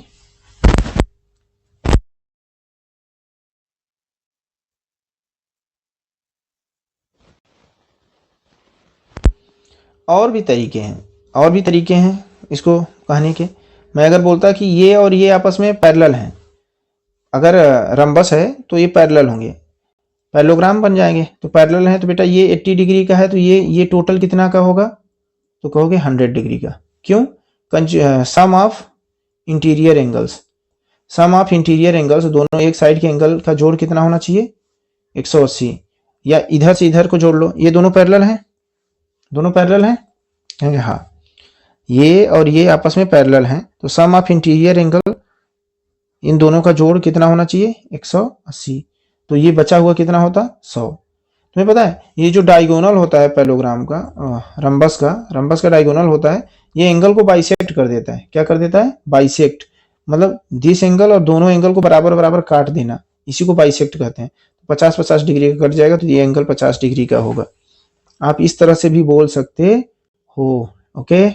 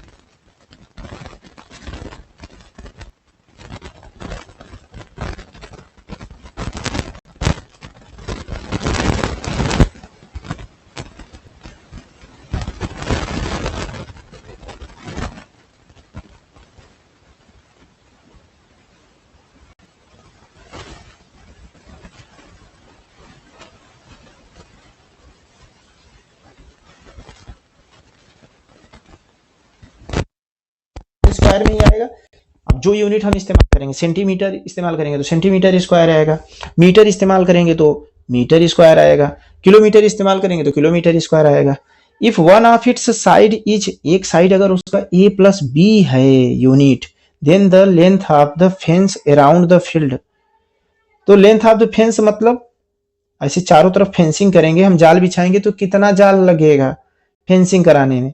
तो बेटा पेरीमीटर, फेंसिंग का मतलब है पेरीमीटर पता करना है, लंबाई नापना है। ऐसे मान लो रस्सी बांध देंगे चारों तरफ की, हम बाउंड्री कर दिए, कोई ना आए, ठीक है, या दीवार खड़ी करेंगे कोई ना आए, तो फेंसिंग करनी है तो पेरीमीटर निकालना है, ठीक है। रेक्टेंगुलर प्लॉट है, लंबाई और चौड़ाई अलग अलग होती है। अच्छा, उसकी एरिया पता होता है, क्या होता है, लंबाई इंटू चौड़ाई। एरिया निकालने के लिए लंबाई इंटू चौड़ाई। अब उसने एक साइड दे दिया है, मान लो तो उसने क्या कहते हैं चौड़ाई दे दिया है, तो चौड़ाई की वैल्यू कितनी है a प्लस बी, लंबाई नहीं पता है, ठीक है। तो हमको ये तो पता है कि भाई देखो a प्लस बी का गुणा और जो नहीं पता है, जो नहीं पता है x, मल्टीप्लाई करूंगा तो एरिया के बराबर ही आएगा। एरिया कितना है 3a स्क्वायर प्लस 5ab और प्लस 2b स्क्वायर आएगा। कहेंगे भाई दूसरा साइड बताओ, कहेंगे x इक्वल टू, कहेंगे ये जो एरिया है ना इसको दूसरे वाले साइड से भाग कर देंगे, पहले वाले साइड से भाग कर देंगे तो दूसरा वाला साइड आ जाएगा। तो पहला वाला साइड क्या है a प्लस बी, तो कहेंगे ठीक है 3a स्क्वायर प्लस 5ab और plus 2b square plus 2b square. अपान में ये पूरा a प्लस बी जो है नीचे आ जाएगा ना, a प्लस बी, इतनी बार लीनियर इक्वेशन बताए, अगर ये यहाँ गुणा में है तो यहाँ अपान में जाएगा। बेटा a प्लस बी से इसको भाग करो, 3a square plus 5ab plus 2b square. ऐसा तब होगा जब तुमको फैक्टराइजेशन आता रहेगा, फैक्टराइजेशन नहीं आएगा तो सॉल्व नहीं होने वाला, ये क्वेश्चन तब नहीं सॉल्व होने वाला है। तो 3a स्क्वायर प्लस 5ab और plus 2b square plus 2b square. अब तुम्हें पता है फैक्टराइज कैसे करते हैं, इसका और इसका मल्टीप्लाई करो, कितना आएगा, कहेंगे हम सर 3a स्क्वायर और 2b स्क्वायर का अगर मल्टीप्लाई करेंगे तो 3 2 जा 6 a स्क्वायर और b स्क्वायर का मल्टीप्लाई करेंगे तो a स्क्वायर b स्क्वायर हो जाएगा। तो 3 2 जा 6 a स्क्वायर b स्क्वायर। बेटा बीच वाले को ऐसा तोड़ो ना, तोड़ के ऐसा लिखो कि जोड़ने पर 5ab आए और मल्टीप्लाई करने पर क्या आए 6a स्क्वायर b स्क्वायर। कहेंगे ठीक है सर लिखते हैं 3a स्क्वायर प्लस 5ab को क्या लिख देंगे 3ab लिखेंगे और 2ab लिखेंगे। अभी बताओ 3ab और 2ab का मल्टीप्लाई करो, 3ab इंटू 2ab, तो कहोगे 3 2 जा सर, कहेंगे 6 हो गया। a और a का मल्टीप्लाई करेंगे तो a स्क्वायर हो जाएगा, b और b का मल्टीप्लाई करेंगे तो b स्क्वायर हो जाएगा। आया वही ना 6a स्क्वायर b स्क्वायर जो मुझे चाहिए था और प्लस 2b स्क्वायर। अब बेटा इसमें कॉमन मिल रहा है कुछ, कहेंगे दोनों में सर 3a है तो 3a ले लेते हैं। जब इसमें से हम 3a स्क्वायर को तुम क्या लिख सकते हो, 3a स्क्वायर को लिख सकते हो 3 इंटू a इंटू a। अब इसमें से मैंने 3a ले लिया तो बचा क्या a, तो ब्रैकेट के अंदर लिखेंगे a। अब ऐसे 3ab को मैं क्या लिख सकता हूँ 3 इंटू a इंटू b। अब इसमें से 3a मैं बाहर ले लिया, कॉमन ले लिया, कॉमन ले लिया, निकाल लिया, बाहर ले लिया या डिवाइड कर दिया तो क्या आएगा b। बेटा इसमें 2ab और 2b में कॉमन है, कहें हाँ 2b कॉमन है, कहें 2b को बाहर ले लिया तो क्या बचेगा, कहेंगे 2b ले लिया सर तो a बचेगा। और इसमें से 2b ले लिया तो अभी एक ठो b है, 2b स्क्वायर का मतलब क्या हुआ 2 इंटू b इंटू b, तो 2b ले लूंगा तो अभी एक b बचेगा ना, तो a प्लस बी दोनों में है तो कहें a प्लस बी को ही कॉमन ले लेते हैं। कहेंगे a प्लस बी को सर कॉमन ले लिए तो यहाँ से जब a प्लस बी गायब करूंगा तो बचेगा क्या, कहेंगे सर 3a बचेगा। कहें इसमें से a प्लस बी कॉमन गायब करूंगा तो क्या मिलेगा, कहें 2b मिलेगा, तो कहें 2b ले लेते हैं। तो a plus b into 3a plus 2b, ये किसकी वैल्यू है 3a square 5ab plus 2b square को हम ऐसा लिख सकते हैं a plus b into 3a plus 2b। किसको लिख सकते हैं 3a square plus 5ab plus 2b square को हम लिख सकते हैं a plus b into 3a plus 2b। ठीक है लिख देते हैं। तो जब हम ऐसा लिख देते हैं तो अभी हमने देखा था कि हमने जब निकालना था मुझे तो 3a square plus 5ab plus 2b square को ही तो भाग कर रहे थे। तो चलो अब उसकी जगह पे मैं लिख दूंगा a प्लस बी और एक ब्रैकेट में क्या लिखूंगा 3a प्लस 2b। तो कहें चलो ठीक है लिखते हैं 3a प्लस 2b। ठीक है अपान में क्या है बेटा a प्लस बी, तो a प्लस बी से a प्लस बी कट जाएगा ना, तो बचेगा क्या, 3x की वैल्यू आ गई 3a प्लस 2b, मतलब जो दूसरी साइड थी जिसकी लंबाई मुझे नहीं पता थी, मान लो यही x था, उसकी वैल्यू आ गई 3a प्लस 2b। बेटा पेरीमीटर निकालना है तो क्या करते हैं, पेरीमीटर निकालने के लिए फार्मूला होता है 2 इंटू लेंथ प्लस ब्रेड्थ, यही ना, तो कहेंगे 2 इंटू लंबाई को हमने बोला कि चलो ठीक है 3a प्लस 2b आया है अभी, और चौड़ाई कितनी थी a प्लस बी, चौड़ाई कितनी थी a प्लस बी, दोनों को जोड़ लेते हैं 3a प्लस a तो क्या होगा बेटा, कहेंगे 4a था, और 2b प्लस b तो कहेंगे क्या होगा बेटा, कहेंगे कि 3b होगा, और अभी ब्रैकेट के बाहर क्या है, ब्रैकेट के बाहर 2 है, तो अब 2 से मल्टीप्लाई भी करेंगे, 2 से 4a का मल्टीप्लाई करेंगे तो क्या आएगा बेटा, कहेंगे 8a आएगा, और 2 का 3b से मल्टीप्लाई करेंगे तो क्या आएगा बेटा, 2 3 जा 6b। ठीक है, ध्यान से देखोगे तो बिल्कुल आएगा, रिपीट करो इसको, दोबारा देखो, आराम से देखो, तो 8a प्लस 6b आएगा, 8a प्लस 6b ये हमारा क्या हो जाएगा, then the length of the fence around the field is 8a plus 6b। आया क्या, क्या आया 8a प्लस 6b, जो कि ऑप्शन कौन सा है, ऑप्शन डी है, ऑप्शन डी है 8a प्लस 6b। ठीक है, तो इसको भाग करने का, अभी तो फैक्टराइज करना मैंने सिखाया, भाग करने का एक और तरीका होता है, पॉलिनोमियल में भाग करने का एक और तरीका होता है, वो बता देते हैं उसको कैसे करते हैं। ठीक है, a प्लस बी से मुझे भाग करना है, a प्लस बी से मुझे भाग करना है, किसको भाग करना है, अब देखो a है ना, a में ऐसा क्या मल्टीप्लाई कर दूं कि 3a स्क्वायर बन जाए, 3a स्क्वायर बन जाए, तो तुम कहोगे कि a में मल्टीप्लाई कर देंगे हम 3a से तो 3a स्क्वायर बन जाएगा, क्यों, ध्यान से देखो, a इंटू 3a, तो 3 यहाँ 1 है तो मान लो a के आगे कुछ नहीं है तो 1 है, तो 3a स्क्वायर, तो a में मल्टीप्लाई कर देंगे हम 3a का तो 3a स्क्वायर बन जाएगा। वही सेम मल्टीप्लाई मुझे b वाले के साथ भी करना होगा, तो b का मल्टीप्लाई 3a से करेंगे तो क्या बनेगा, b इंटू 3a 3ab बन जाएगा। बेटा अब इसके बाद हमको ना माइनस करना होता है, जैसे भाग में करते हैं, तो ये माइनस होगा तो ये भी माइनस होगा, ठीक है, साइन चेंज हो जाएंगे, जो प्लस है वो माइनस हो जाएगा। ठीक है, अब प्लस 3a स्क्वायर में से माइनस 3a स्क्वायर को घटाएंगे, खत्म हो जाएगा। 5ab में से इस प्लस को अब भूल जाओ, साइन चेंज हो गया, इस प्लस को भूल जाओ, 5ab में से 3ab को घटाओ, क्या आएगा 2ab, क्या आएगा 2ab, और प्लस 2b स्क्वायर। अब फिर से a को देखना है, a में ऐसा क्या मल्टीप्लाई करें कि 2ab बन जाए, तो a तो है ही, बचा क्या 2 और b, तो 2b का मल्टीप्लाई कर देंगे, a में 2b का मल्टीप्लाई कर देंगे तो बन जाएगा 2ab, और b का 2b से मल्टीप्लाई करेंगे तो एक b और एक और b, तो 2b स्क्वायर माइनस माइनस, तो बेटा ये भी खत्म और ये भी खत्म, तो कट गया ना, तो a प्लस b से भाग करूंगा 3a square plus 5ab plus 2b square को, तो मुझे 3a प्लस 2b आएगा और हमारा रिमाइंडर 0 आएगा। अच्छा एक बात और जानते हो, ये बेटा डिवाइजर है, ये क्या है डिवाइजर है, डिवाइजर और क्वेसेंट का मल्टीप्लाई करते हैं, डिवाइजर और क्वेसेंट का मल्टीप्लाई करते हैं तो डिविडेंड आ जाता है ना, आता है ना, तो डिविडेंड इक्वल टू क्या होता है, डिविडेंड इक्वल टू होता है डिवाइजर इंटू क्वेसेंट और प्लस रिमाइंडर। बेटा यहाँ रिमाइंडर तो 0 है, जब रिमाइंडर 0 है, कोई परफेक्टली कट जाता है, तो डिवाइजर और क्वेसेंट का मल्टीप्लाई ही क्या हो जाता है, डिविडेंड हो जाता है। ठीक है, ये दोनों एक दूसरे के फैक्टर होते हैं, जैसे अगर डिविडेंड मैं बोलता 6 रहता तो तुम 2 से डिवाइड करते तो 3 आता, और 3 से डिवाइड करते तो 2 आता, तो दोनों एक दूसरे के क्या हो जाएंगे फैक्टर। 6 का फैक्टर कौन होगा, 2 भी होगा और 3 भी होगा।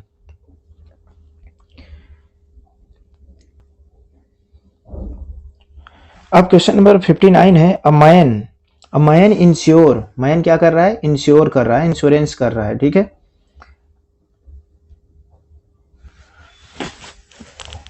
%90 ऑफ हिज प्रॉपर्टी, अपनी 90% प्रॉपर्टी को इंश्योर कर रहा है, एंड पे, कितना पे कर रहा है 1 and 2/3% प्रीमियम अमाउंट।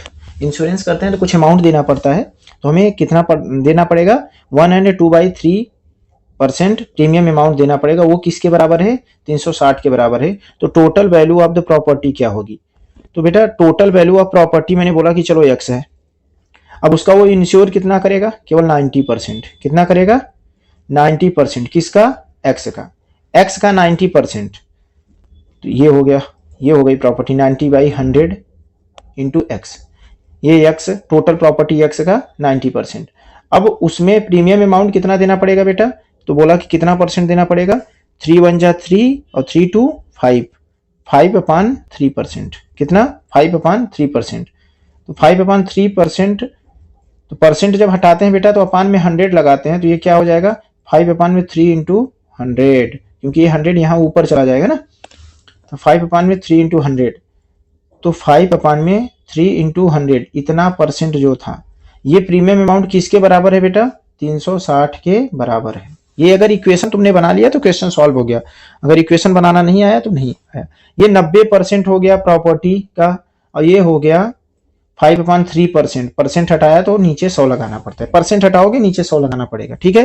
ये बात ध्यान देना, मतलब डिवाइड करोगे 100 से, तो ये बराबर 360 है। तो x की वैल्यू अब निकालनी है, ठीक है? तो मैं कहूंगा ठीक है, x की वैल्यू निकाल लेते हैं। तो x इक्वल टू, बाकी सबको उधर भेजना आना पड़ेगा बेटा। तो 360, ये 100 भी ऊपर चला जाएगा, इंटू 100 उधर जाएगा तो ऊपर, ये भी ऊपर जाएगा 3 इंटू 100, और नीचे क्या आएगा बेटा? नीचे आएगा 90 इंटू 5। बेटा 0 से 0 कट कर लो, 9 से 36, 9 4 जा 36, ठीक है? अब 5 से 100 कट कर लो 20 बार में, तो अब क्या आने वाला है? 4 इंटू 20, 20 इंटू 4, तो क्या आने वाला है? 80। जानते हो ना क्या आएगा? 80।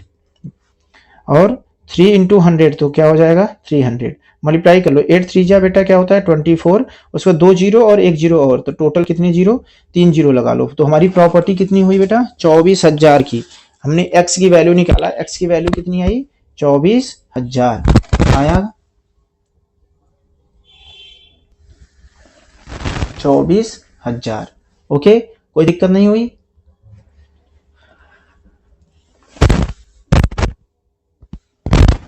अब आया बेटा which of the following values are equal, इसमें से कौन सा वैल्यू इक्वल है? बेटा p1 के पावर 4, p1 के पावर 4 अगर मैं बोल रहा हूं तो 1 के पावर 4 की वैल्यू पता है क्या होती है? 1। फिर q 4 के पावर 0, किसी की भी पावर 0 की वैल्यू भी 1 होती है, पता है कि नहीं? r 0 के पावर 4, 0 के पावर कुछ भी कर दो 0 ही रहेगा। s 4 के पावर 1, 4 के पावर 1 मतलब कि 4। बेटा बराबर कौन कौन है? p and q। कौन कौन बराबर है?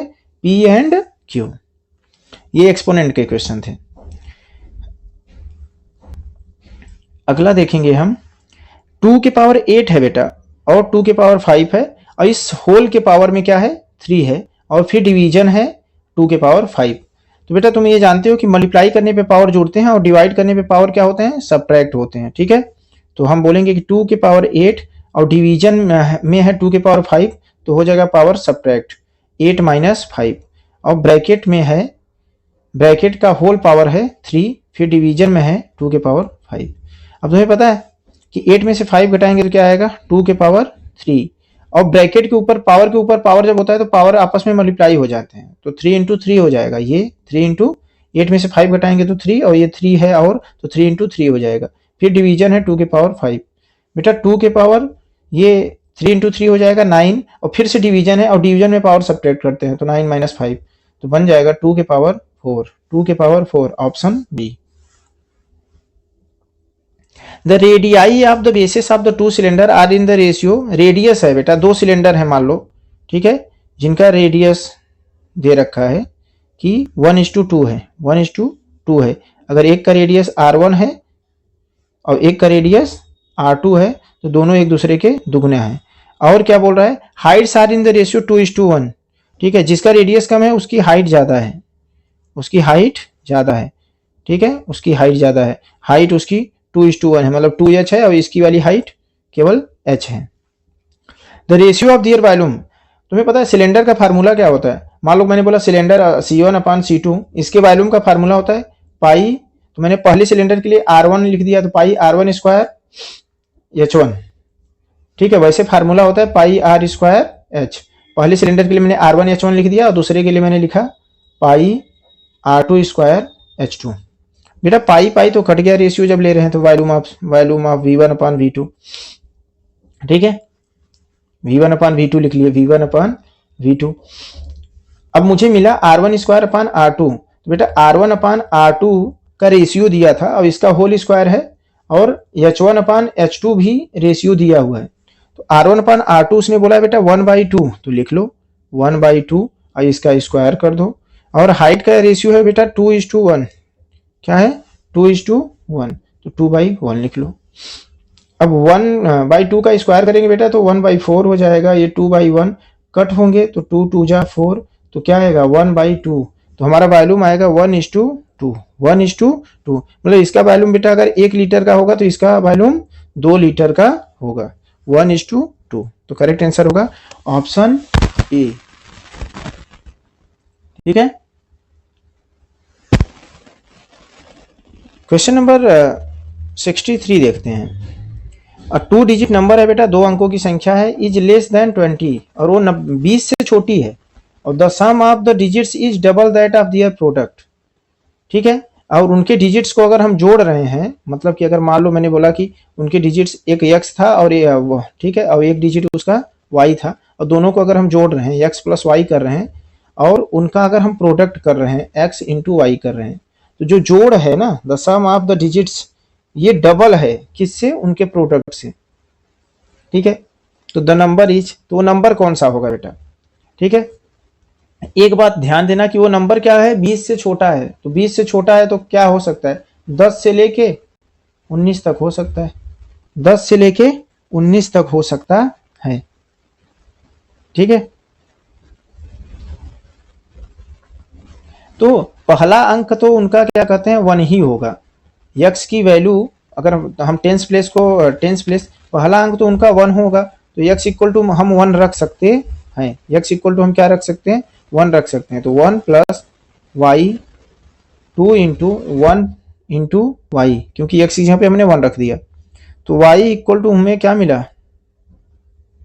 1 प्लस y इक्वल टू हमें मिला 2y, क्या मिला 2y। तो हम बोलेंगे कि हम y को इस तरफ भेज दिए, तो 1 बराबर 2y में से एक y घट जाएगा बेटा, 2y में से एक y घट जाएगा तो हमें क्या मिलेगा y, तो y इक्वल टू भी हमें 1 मिला, तो x इक्वल टू तो 1 था ही, y इक्वल टू भी 1 आ गया, मतलब वो 1 1 11 होगा, वो नंबर क्या होगा 1 1 11। और सही बात है, अगर इनके अंकों को जोड़ो तो 1 प्लस 1 क्या आएगा 2, और अगर इनको गुणा करो 1 इंटू 1 तो क्या आएगा 1, तो जो जोड़ है वो दुगुना है ना गुणा से, तो हमारा आंसर क्या होगा option C. Which of the following is true, इसमें कौन सा सही है बेटा, इसमें कौन सा सही है, तो ये बताओ। हम कहते हैं कि 5 प्लस 3 जोड़ो और चाहे 3 प्लस 5 जोड़ो बराबर होता है, ये कम्यूटेटिव लॉ है ना, ठीक है। होल नंबर का कम्यूटेटिव लॉ कि a plus B equal to B plus A plus B equal to B plus A. तो अभी हम होल नंबर में पढ़े थे, फिर हमने इसको रेशनल नंबर में भी पढ़ा कि ये रेशनल नंबर पे भी काम करता है। तो ये देखो 13/16 है और इधर भी 13/16 है, फिर इधर 17/18 है, इधर भी 17, दोनों बराबर हैं, दोनों बराबर जोड़ेंगे तो सही ही होगा, तो ऑप्शन ए इज राइट। फिर आया विच of the following is not true, कौन सा इसमें से सही नहीं है, ये तुम्हारी प्रॉपर्टी पे क्वेश्चन आया है, ठीक है, प्रॉपर्टी वाले पे क्वेश्चन आया है।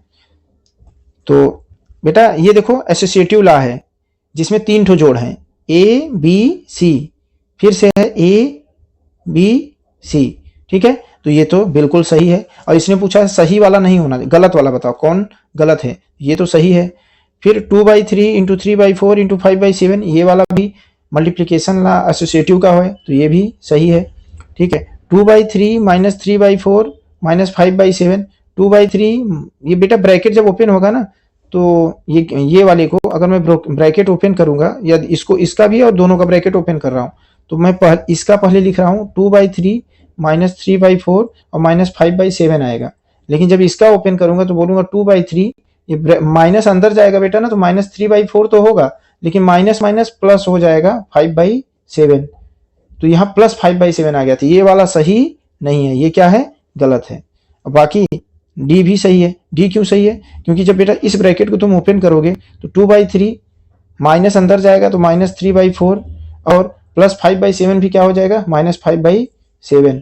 तो डी ऑप्शन भी सही है, बी ऑप्शन भी सही है, ए ऑप्शन भी सही है। उसने बोला था इसमें कौन सा गलत है, तो गलत हमारा आंसर कौन सा है? Option C. ऑप्शन सी हमारा गलत है। ठीक है, तो ये चैप्टर कंप्लीट हो गया। आप इसको बार बार रिवाइज करोगे तभी समझ में आएगा, आएगा जरूर। ठीक है, फिर 2 बार 3 बार रिवाइज करो, नहीं आएगा तो फिर पूछना।